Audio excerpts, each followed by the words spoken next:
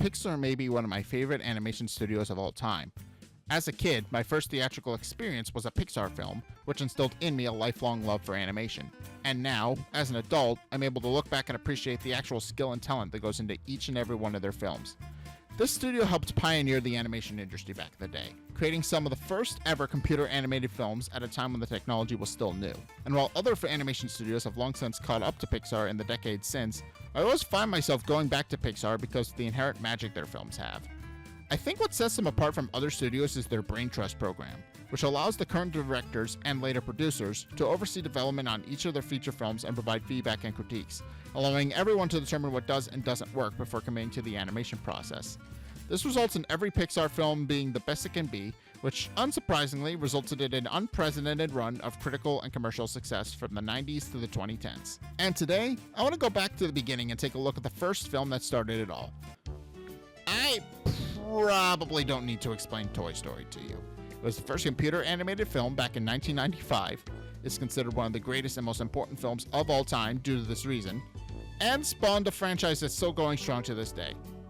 And since the original film recently celebrated its 30th anniversary this September, I decided to go back and dissect the first Toy Story and why I think it still holds up 30 years later. So today, join me as I explain why I think Toy Story is an enduring classic. On the off chance you somehow haven't seen it yet, let me quickly run you through the plot. Toy Story follows Sheriff Woody, the favorite toy of Andy Davis, whose family is currently in the process of getting ready to move. As a result of that, Andy's birthday party is unexpectedly moved up to that afternoon before the big move, and the rest of Andy's toys become concerned that they might get replaced by the new toys Andy is likely to get. To reassure them, Woody sends a platoon of plastic green army men downstairs with a baby monitor so that they can find out what Andy is getting, only for Andy's mom to get him a new toy, a Buzz Lightyear action figure, which quickly takes Woody's spot on Andy's bed. Interestingly, Buzz isn't aware at first that he's a toy, wholly convinced that he's the sci-fi action hero of the same name, and immediately endears himself to the other toys. And the fact that Buzz is just a really awesome toy in general threatens Woody's spot as Andy's favorite toy.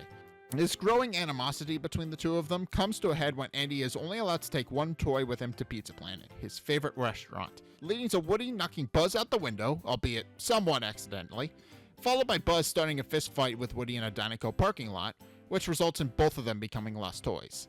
In their attempts to get home, they unintentionally wind up in the hands of Sid Phillip, Andy's next-door neighbor who's a bit infamous for the way he treats his toys. There isn't a lot that can be said about Pixar's first film that hasn't already been said, but none of it has been said by me, so I'm going to share my thoughts on it anyway. Despite its age, this film holds up really well for being 30 years old, and is immensely enjoyable whether you've seen it before or not. What I think is interesting about this film is that its premise was conceived to get around a major limitation Pixar had early on, and that the technology that was used at the time had difficulty with rendering humans, as demonstrated perfectly by their short film Tin Toy, which Toy Story is an expanded version of.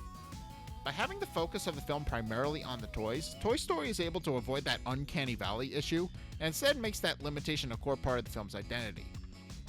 And of course, since it's the first ever computer animated film, there's a lot of attention to detail put into the film to showcase what the technology could do if expanded on.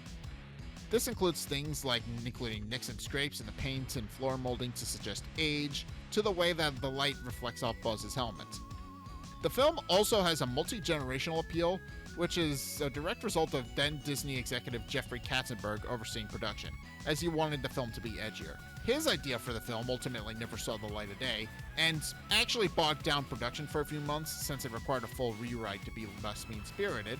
But the film we got was made with his notes in mind, and I think the film strikes a nice balance of humor for kids and adults alike. Last but not least, the film marked the start of Pixar's use of Easter eggs and various traditions in the film. Of course, you have Luxo Jr.'s ball from the short of the same name, starring Pixar's main mascot, the inclusion of A113, a nod to the film classroom that a lot of Disney and Pixar animators studied in at CalArts, and the piggy bank being the first of many characters voiced by John Ratzenberger, and most notably the Pizza Planet truck, which plays a major role in the film's plot.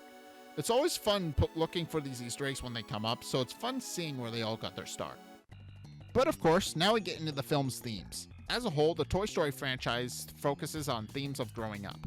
with the first film being about accepting change by showcasing that our tastes age as we get older. We've already talked about how Woody feeling threatened by Buzz is the main source of conflict between them, but what's interesting about the dynamic between the two of them is the choice of toy that they're each meant to be. Woody is an old cowboy doll, while Buzz is a space-themed superhero inspired by and named after real-life astronaut Buzz Aldrin, i.e. they're a Western and sci-fi toy respectively. This is notable because science fiction started to take off as a genre in the 1980s, while Westerns started to decline in popularity around the same time. The reasons behind which are a bit complicated, so we'll revisit that topic at a later date. This brief history of the two genres overlapping, and one overtaking the other, describes Andy's relationship with his two favorite toys perfectly.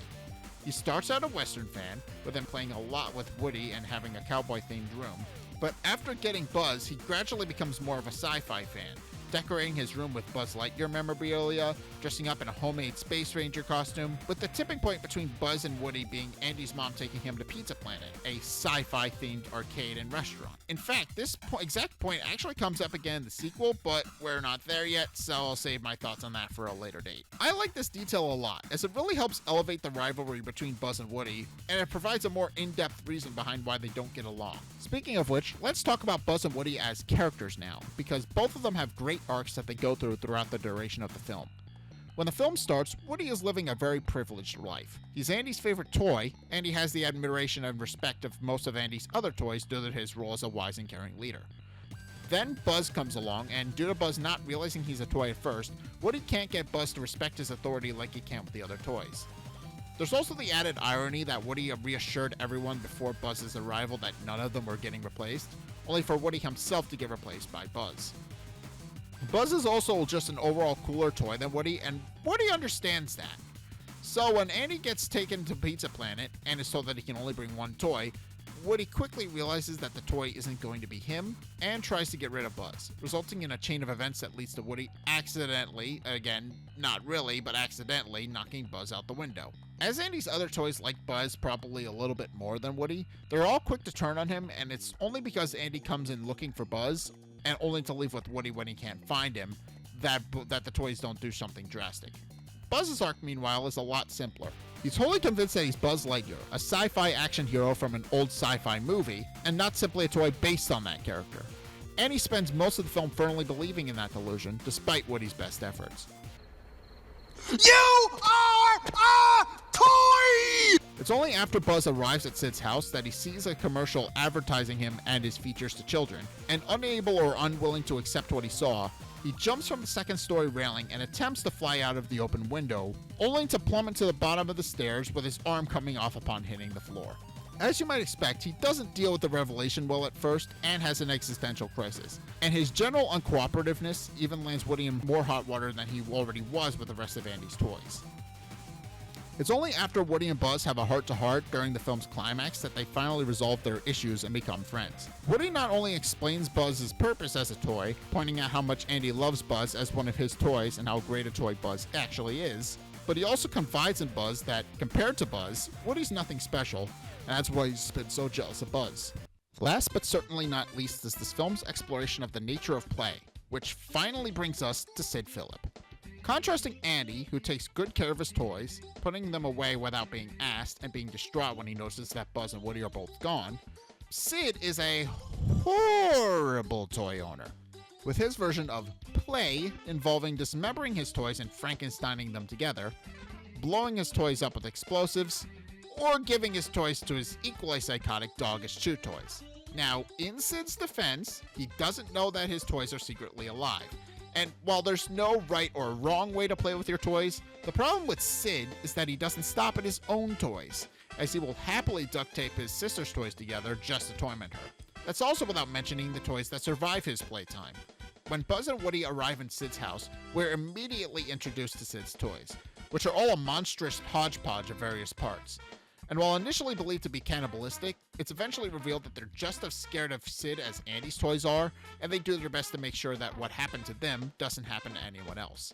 They only take a stand against Sid's abuse after Sid receives a package in the mail, a massive firework that's so dangerous that there's a disclaimer on the casing saying that should be kept as far away from kids as humanly possible, which Sid, of course, then proceeds to ignore and then promptly duct tapes to Buzz when he can't find Woody. When Woody pleads with Sid's toys to help save his friend, they decide to spring into action and help Woody rescue Buzz. And ultimately, Woody and Sid's toys decide to break their rule of walking and talking in front of humans to scare Sid into taking care of and playing nice with his toys. To put this whole scene into perspective, Woody almost gets flattened by an 18-wheeler in the Botanico parking lot, only moving once the truck came to a complete stop. And the really messed up part about Sid's defeat is that he can't tell anyone what happened. He's the only human to ever see a toy move after all, so nobody will ever believe him no matter how hard he tries. With Sid probably scarred for life, Woody and Buzz then make a break for the moving van and try to catch up to it. This leads to a final confrontation with Sid's dog, who they're forced to outrun with the help of Andy's RC car. Woody unsurprisingly gets attacked and thrown off the moving van by the other toys, who still hate him for what he did to Buzz, but they realize their mistake when they see Woody and Buzz working together to catch up to the truck with RC's help. Ultimately, Woody and Buzz are unsuccessful at catching up to the moving van due to RC's batteries running out of juice, but Woody and Buzz realize that they can use Sid's rocket, and Woody applies knowledge they learned from Sid torturing him with a magnifying glass to light the rocket's fuse, with Buzz using the thrust to sustain a glide with his wings long enough to both return to Andy safe and sound and deliver some much-needed comeuppance to Mr. Potato Head, who's been instigating things for 90% of the film. In the end, the toys learn not to worry about newcomers anymore and are even excited to meet all of the new toys that Andy is going to get the following Christmas at the new house, plus his new puppy. And honestly, I think that's the perfect message to end on. Change is only scary if you let it be scary, and accepting change is a part of growing up. Thank you all for watching my analysis of Toy Story. This is going to be the first in a series where I dissect the themes of various pieces of media, and I felt like Toy Story was a good place to start with that. I'll probably be dissecting later Pixar films in order of release to get a sense of how they progressed with their storytelling and animation techniques over the years. So I hope you're looking forward to seeing me cover your favorites at some point. As for why it took so long between videos, I actually have a longer one of these that I'm working on, for a game that you'd probably expect me to cover if you saw my Yuji Sakai analysis. Unfortunately, it's taking a lot longer than I was expecting to get it finished, and I've learned that I need to get better at gauging what projects I focus on and what can wait. So I'll try sticking to some shorter videos for the time being. If you enjoyed the video and want to see more, be sure to like, comment, and subscribe, as that helps the video out. Be sure to check out my main channel as well, where we stream, play games, and post unscripted reviews. We're going to be playing FNAF fan games for the entire month of October as well, so if that appeals to you, I hope to see you over there. If you'd like to support the channel in a more hands-on way, consider joining my Patreon. We also have a Discord with a Minecraft server if you'd like to hang out and connect with others. And of course, follow me on Twitter and Blue Sky, where I'm a bit more active. But anyways, thank you guys so much for watching, and until next time, I'll see you guys in the next video. Peace!